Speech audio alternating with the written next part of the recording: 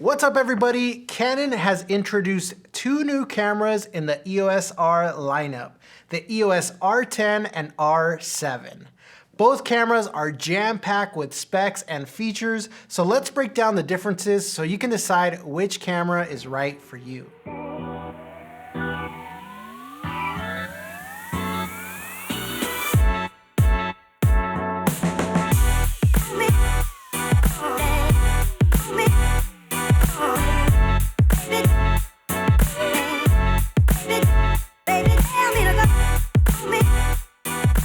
Alright guys, so starting with the R10, which brings the R series into the APS-C world.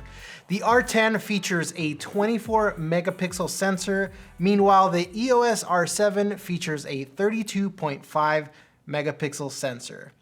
Both cameras feature a powerful Digic X processor that is attuned for each model. What's really exciting about both cameras is the advanced autofocus capabilities that carry over from the R3. With subject detection prioritizing people, animals, and vehicles, it's easier to rely on the camera to find focus, meanwhile you prioritize what's in front of you. For all you wildlife and sports photographers out there, the R10 and the R7 both feature a mechanical shutter at 15 frames per second. An advantage to the R7 is getting 30 frames per second on the electronic shutter versus a 23 frames per second on the R10. Now let's talk about memory storage. The R10 has one UHS 2 SD card slot, whereas the R7 has dual UHS 2 SD card slots. For battery performance, the R10 uses the LPE17 for a more compact build, and the R7 uses the LPE6NH for a longer battery life.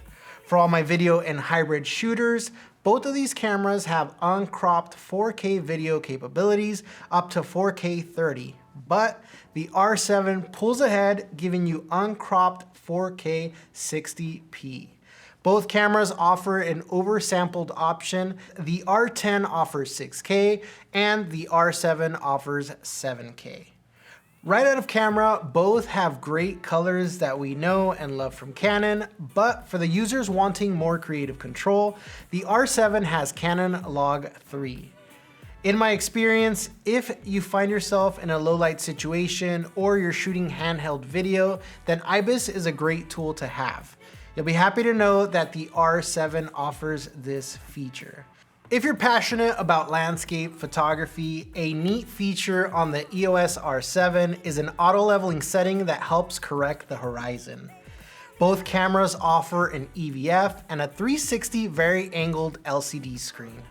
The R10 has a convenient built-in flash, and both cameras have a multi-function digital hot shoe, giving the user options for flash and audio accessories.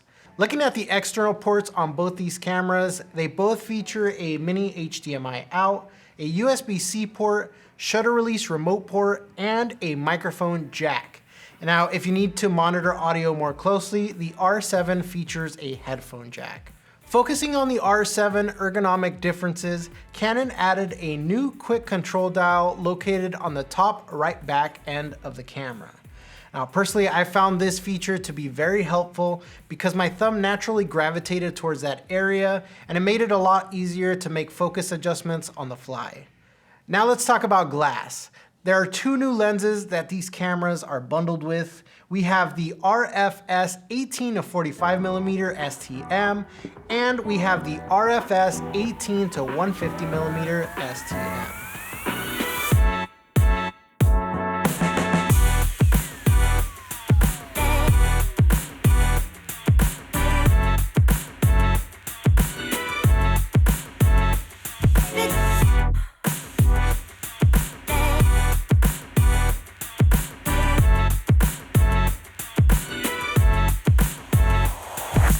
Now both these lenses are great walk-around options, but if you need the extra range, then the 18 to 150mm is the way to go.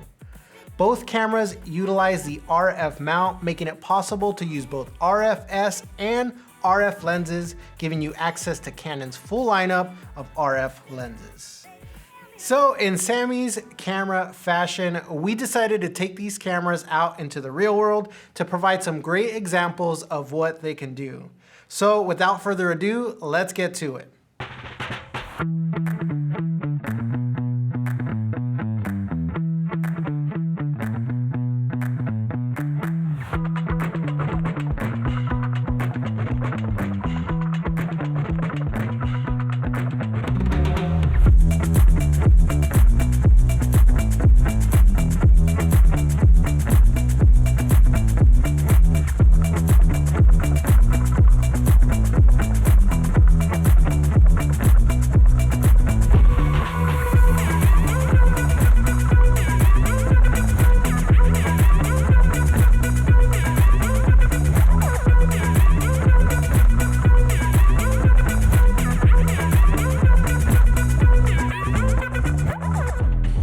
Well, there you have it, guys. I had a blast shooting with these new cameras. If you guys want to learn more about these cameras or any of the cameras that Canon has to offer, come on down to one of our Southern California locations or visit us online at samys.com.